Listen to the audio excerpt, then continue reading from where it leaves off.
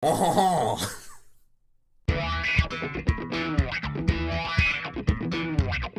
So Murder on the Orient Express is directed by Kenneth Branagh. It's a remake, retelling, whatever of the Agatha Christie story from the 30s. And you have Kenneth Branagh playing Hercule Poirot. He's a very famous detective and he's on this train called the Orient Express. Somebody gets murdered, he has to figure out who was the murderer and murder mystery story. I think Kenneth Branagh is a great director. I've said this before, the first Thor movie I think is awesome. I think it's really underrated. And his Cinderella movie that he made for Disney I thought was the first Disney live action movie where I was like, okay, I like where you're going with this. Well, first live action Disney movie that was based off of one of their animated movie.